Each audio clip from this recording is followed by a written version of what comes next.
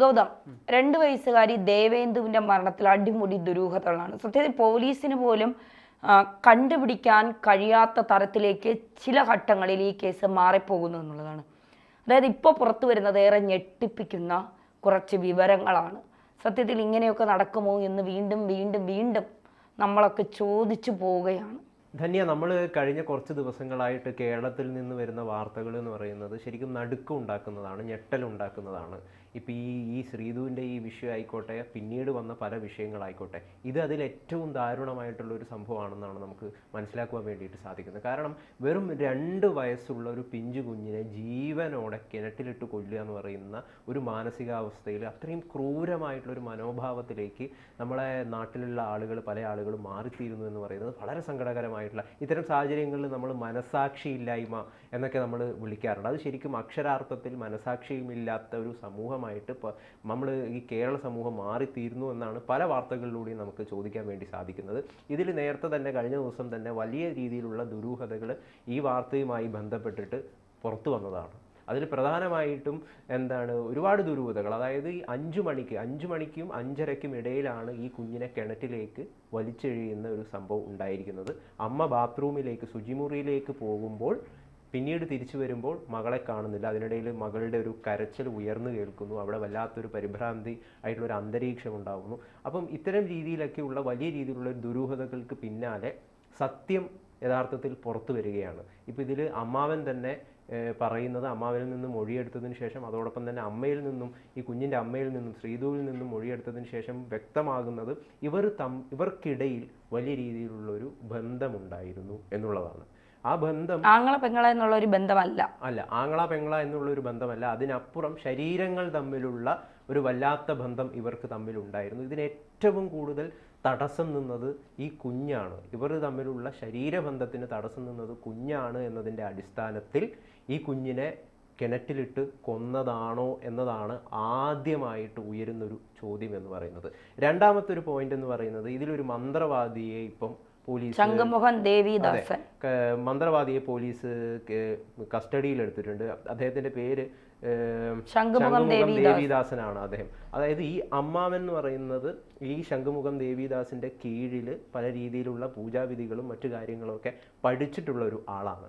അപ്പം ഇയാളുടെ നിർദ്ദേശം പല രീതിയിൽ ഈ ഹരികുമാറിൻ്റെ ജീവിതത്തിൽ സ്വാധീനിച്ചിട്ടുണ്ട് എന്ന് പോലീസ് ഇപ്പം പറയുന്നുണ്ട്. അപ്പം അതുകൊണ്ട് ഇയാളുടെ എന്തെങ്കിലും നിർദ്ദേശപ്രകാരമാണോ? നമുക്കറിയാം കേരളത്തിൽ ഇത്തരം രീതിയിലുള്ള നരബലി, അതുപോലെ തന്നെ കൂടോത്രം പോലുള്ള പല വിഷയങ്ങളും അതുമായി ബന്ധപ്പെട്ടിട്ട് ആളുകൾ കൊലപാതകങ്ങൾ ചെയ്യുന്നതൊക്കെ മാനസികാവസ്ഥയിലൊക്കെ എത്തിച്ചേർന്നിട്ടുണ്ട്. അപ്പോൾ അതിൻ്റെ ഒരു അടിസ്ഥാനത്തിൽ ഇദ്ദേഹത്തിൻ്റെ എന്തെങ്കിലും ഒരു പ്രേരണ അല്ലെങ്കിൽ അദ്ദേഹത്തിൻ്റെ എന്തെങ്കിലും നിർദ്ദേശം ഇതിൽ വന്ന് ചേർന്നിട്ടുണ്ടോ എന്നാണ് പ്രധാനമായിട്ടും ഇപ്പോൾ പോലീസ് അന്വേഷിച്ചുകൊണ്ടിരിക്കുന്നത്.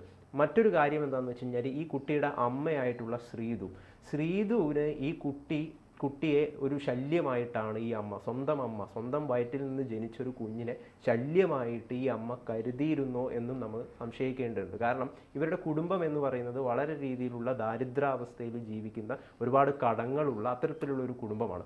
അപ്പോൾ ഈ അമ്മാവൻ ശ്രീധുവിനോട് നേരത്തെ തന്നെ പറയുമായിരുന്നു, അതായത് ഈ കുഞ്ഞ് ജനിച്ചതിന് ശേഷമാണ് ഈ കുടുംബം കൂടുതൽ പരിതാപകരമായിട്ടുള്ള അവസ്ഥയിലേക്കും ദാരിദ്ര്യത്തിലേക്കും കടന്നു കളഞ്ഞത്.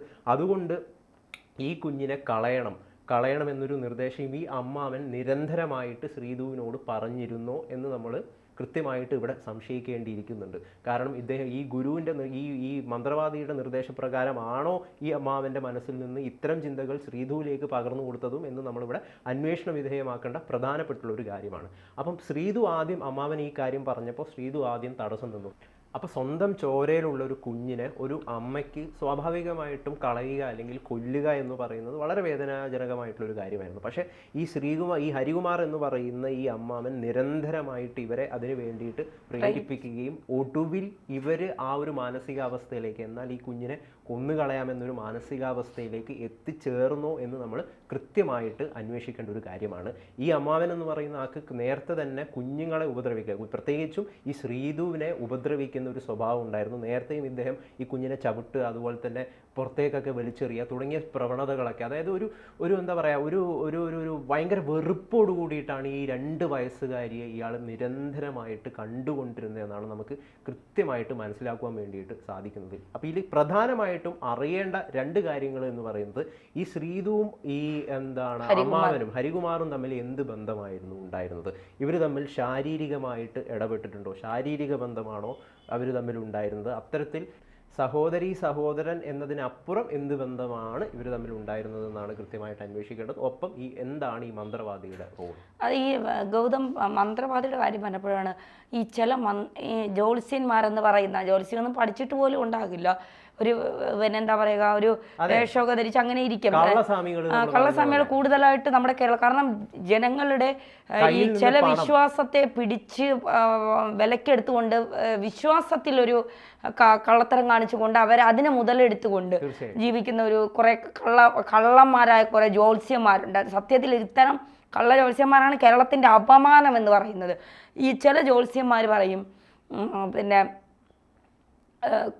ഈ കുഞ്ഞ് ജനിച്ച സമയം ശരിയല്ല, ഈ കുഞ്ഞിൻ്റെ ജനന സമയം ശരിയല്ലാത്തത് കൊണ്ടാണ് നിങ്ങൾക്ക് ഇത്തരത്തിൽ വലിയ രീതിയിലുള്ള ബുദ്ധിമുട്ട്, സാമ്പത്തിക ബുദ്ധിമുട്ട് അനുഭവിക്കുന്നത്. ഈ കുഞ്ഞിൻ്റെ ജനനം ശരിയല്ല. ഇപ്പം ഞാൻ ജനിച്ച സമയത്ത് എൻ്റെ നാള് വച്ചിട്ട് ഒരു ജ്യോത്സ്യൻ്റെ അടുത്ത് കൊണ്ടുപോയി, ഈ ഓലയിലാണ് എൻ്റെ അമ്മയ്ക്ക് ഈ വർഷങ്ങൾ പരിചയമുള്ള ഈ ജ്യോത്സ്യന്മാരെ വിശ്വാസമുള്ളൂ. അപ്പോൾ ജ്യോത്സ്യൻ്റെ അടുത്ത് കൊണ്ടുപോയി ഇതൊക്കെ ഓലയിലാണ് എനിക്ക് ജാതകം എഴുതിയത്. അപ്പോൾ ജാതകമൊക്കെ എഴുതിയിട്ട് വന്നപ്പോൾ ജ്യോത്സ്യം പറഞ്ഞു എൻ്റെ നാൾ ഉത്രമാണ്. അപ്പോൾ ഞാൻ ജനിച്ച സമയത്ത് എനിക്ക് ഉത്രത്തിൽ കാലുണ്ട്, ഈ നാളിൽ കാലും അരയും മുക്കാലും ഒക്കെ ഉണ്ട് അത്ര, അതിലിപ്പോൾ എനിക്ക് ഉത്രത്തിൽ കാലുണ്ട്. എനിക്ക് 19 വയസ്സാകുമ്പോൾ ഉത്രമാണ് എൻ്റെ നക്ഷത്രം. ഉത്രത്തിൽ കാലുള്ളത് കൊണ്ട് എനിക്ക് 19 വയസ്സ്, ഞാൻ തല മൂക്കുമ്പോൾ എൻ്റെ അച്ഛൻ മരിക്കും. ഇതാണ് ജ്യോത്സ്യൻ അന്ന് പറഞ്ഞത്. അപ്പോൾ സ്വാഭാവികമായി എൻ്റെ അമ്മയുടെ മനസ്സിലൊരു ഭയമുണ്ടാകും. ഇപ്പോൾ പക്ഷെ എൻ്റെ അച്ഛൻ എപ്പോഴും പറയുന്നത് കേൾക്കാം, ഞാൻ ജനിച്ചതിൻ്റെ അന്നാണ് എൻ്റെ വീടിൻ്റെ കല്ലിടുന്നത്, എനിക്ക് ഞങ്ങളുടെ വീട് വെക്കാൻ വേണ്ടി കല്ലിടുന്നത്. അപ്പം ആ കാര്യങ്ങളാണ് ഉണ്ടായിട്ടുള്ളത്. ഒരുപാട് വസ്തുവൊക്കെ വാങ്ങാൻ പറ്റും. അപ്പോൾ അത് അച്ഛൻ പോസിറ്റീവായി കേട്ടു. പക്ഷെ അമ്മയുടെ മൈൻഡിൽ ഞാൻ ജനിച്ച് എനിക്ക് 28 കെട്ടണ സമയത്ത് എങ്ങാണ്ടാണ് തോന്നുന്നു ഈ ഓലയിൽ ഈ ജാതകം എഴുതിയത്. അന്ന് മുതൽ എൻ്റെ അമ്മയുടെ മൈൻഡിൽ ഇതിങ്ങനെ ഒരു ഭയമായി കിടപ്പുണ്ട്. എനിക്ക് 19 വയസ്സാകുമ്പോൾ എൻ്റെ അച്ഛൻ എന്തെങ്കിലും സംഭവിക്കുമോ, എനിക്ക് 19 വയസ്സാകുമ്പോൾ എൻ്റെ അച്ഛൻ എന്തെങ്കിലും സംഭവിക്കുമോ എന്നുള്ളത് എപ്പോഴും അമ്മ ഇങ്ങനെ അത് നമ്മൾ മറന്നാലും അമ്മ ഇങ്ങനെ ഒരു 6 മാസം കൂടുമ്പോൾ നമ്മളിങ്ങനെ ഓർമ്മിപ്പിച്ചുകൊണ്ടേയിരിക്കും ഇങ്ങനെ. പക്ഷേ എൻ്റെ ഗതികേടാണോ, ആ ജ്യോത്സ്യൻ്റെ നാക്ക് നല്ലതായതുകൊണ്ടാണ്, അല്ലെങ്കിൽ ആ ജ്യോത്സ്യം പറഞ്ഞത് ശരിയായതുകൊണ്ടാണ് എന്ന് എനിക്കറിയില്ല. എൻ്റെ 19ാമത്തെ വയസ്സിൽ എൻ്റെ അച്ഛൻ മരിച്ചു. അപ്പോൾ എന്താ പറയുക, ചില ജ്യോത്സ്യന്മാരുടെ ചില കാര്യങ്ങൾ പറയുന്നത് നമ്മുടെ മൈൻഡിനെ വല്ലാതെ എന്താ പറയുക, വല്ലാത്തൊരു പ്രശ്നത്തിലേക്കൊക്കെ കൊണ്ടെത്തിക്കും ചിലപ്പോൾ. എൻ്റെ അടുത്തൊരു ജ്യോത്സ്യം പറഞ്ഞിട്ടുണ്ടായിരുന്നു, ഈ കയ്യിൽ അമ്പലത്തിൽ പോയി നൂല് ജപിച്ച് കെട്ടണം, കഴിവതും അത് മരണം വരെ 41 ദിവസം തീരുമ്പോൾ അടുത്ത നൂല് ജപിച്ച് കെട്ടണം. അങ്ങനെ അത്തരത്തിൽ ചില കാര്യങ്ങൾ നമ്മൾ ഈ വിശ്വാസം കുറച്ച് കൂടിപ്പോയതുകൊണ്ട് കുറേ നാളുകൾ ഞാനത്, എനിക്ക് തോന്നുന്നു ഒരു 4-5 മാസം മുമ്പ് വരെ ഞാനത് പിന്തുടർന്ന് വന്നു. കാരണം എനിക്ക് അമിതമായ ദേഷ്യമുണ്ട്, പെട്ടെന്ന് കാര്യങ്ങൾ മനസ്സിലാക്കാൻ കുറച്ച് ബുദ്ധിമുട്ടുണ്ട്, ഒരു കാര്യം കേട്ടാൽ പെട്ടെന്ന് ഞാൻ പൊട്ടിത്തെറിക്കും, അങ്ങനെയൊക്കെ ആയിരുന്നു. അപ്പോൾ എൻ്റെ അമ്മ പരീക്ഷിച്ച് നോക്കിയതാണ്. പക്ഷെ എൻ്റെ അമ്മ പറയുന്നത് ഇപ്പം ഞാൻ അതിൽ നിന്നൊക്കെ ഒരുപാട് മാറി, എൻ്റെ ദേഷ്യമൊക്കെ മാറി, ഞാൻ കാര്യങ്ങളെ മനസ്സിലാക്കിയാണ് പെരുമാറുക. അതൊന്നുമല്ല, പ്രായം കൂടുന്തോറും മനുഷ്യന് കുറച്ചുകൂടി വിവരവും ബോധവും വരും. അപ്പം നേരത്തെ കണ്ടതുപോലെ ആയിരിക്കില്ല ഒരു കാര്യത്തെ കാണുന്നത്. ഇപ്പോൾ ഞാനും എൻ്റെ ഭർത്താവ് ഒരു സ്ത്രീയോട് സംസാരിച്ചാൽ എൻ്റെ 19 വയസ്സിലോ 20 വയസ്സിലോ എനിക്ക് തോന്നുന്ന ഒരു ആശങ്കയോ ഒരു വ്യാകുലതയോ അല്ല എൻ്റെ 40ാമത്തെ അല്ലെങ്കിൽ 35ാമത്തെ 25ാമത്തെ വയസ്സിൽ എനിക്കുണ്ടാകുന്നത്. അത് ബുദ്ധിയുടെ വളർച്ചയുടെ രീതിയാണ്, അല്ലാതെ ജ്യോത്സ്യന്മാർ പറഞ്ഞിട്ടൊന്നുമല്ല. അപ്പോൾ അത് നമ്മൾ നല്ല ജ്യോത്സ്യരുണ്ട്, നല്ല ജ്യോത്സ്യന്മാരെ ആരെയും അവഹേളിക്കുകയോ മോശപ്പെടുത്തുകയല്ല. നല്ല ജ്യോത്സ്യന്മാരെ ഇത്തരത്തിൽ കുഞ്ഞുങ്ങളെ കൊന്നാലേ അല്ലെങ്കിൽ കുഞ്ഞു മക്കളെ കൊന്നാലേ ഐശ്വര്യ സമ്പത്ത് അല്ലെങ്കിൽ ആളുകളെ കഴുത്തറുത്ത് കൊന്നാലേ, ഇതൊന്നും നല്ല ജ്യോത്സ്യന്മാർ പറയില്ല. നല്ല ജ്യോത്സ്യന്മാർ ഇപ്പോൾ ഹരിപത്തനാപുരത്തെ പോലെയൊക്കെയുള്ള മികച്ച ജ്യോത്സ്യന്മാരുണ്ട്, അവരൊക്കെ പറയേണ്ടതേ പറയൂ. അപ്പോൾ അത്തരം ജ്യോത്സ്യന്മാർ വേണം നമ്മളെ കേരളത്തിൽ ഉണ്ടാവേണ്ടതെന്ന് പലപ്പോഴും ഞാൻ അദ്ദേഹത്തിന്റെ വാക്കുകളൊക്കെ കേൾക്കുമ്പോൾ തോന്നിയിട്ടുണ്ട്. അറിയില്ല, ഇത്തരം ഇങ്ങനെയുള്ള പല കൂടോത്രം, അതുപോലെ തന്നെ നരബലി, ഈ വിഷയങ്ങളൊക്കെ കൊല്ലം, തിരുവനന്തപുരം, ഇത്തരം എറണാകുളം, ഇത്തരം സ്ഥലങ്ങളിൽ നിന്നാണ് രൂപപ്പെടുന്നത് പറയുന്നത്. നമ്മൾ കൃത്യമായിട്ടും അവിടെ എന്താണ് വലിയ രീതിയിലുള്ള ഒരു വിശ്വാസി സമൂഹമുള്ള പ്രദേശങ്ങളാണ്. തിരുവനന്തപുരത്തൊക്കെ വിശ്വാസത്തിന്റെ വലിയ കേന്ദ്രം. അതുകൊണ്ട് തന്നെ ഇത്തരം സ്ഥലങ്ങളിൽ നിന്ന് ആളുകളെ വളരെ പെട്ടെന്ന് രീതിയിൽ കബളിപ്പിക്കാൻ വേണ്ടി ഇത്തരം കള്ളസ്വാമികൾക്കും ഇത്തരം ചില ആളുകൾക്കൊക്കെ സാധിക്കുന്നുണ്ടോ എന്നുള്ള കാര്യം നമുക്ക് ഇതിലൂടെയൊക്കെ തോന്നാവുന്ന കാര്യങ്ങളാണ്. തീർച്ചയായിട്ടും.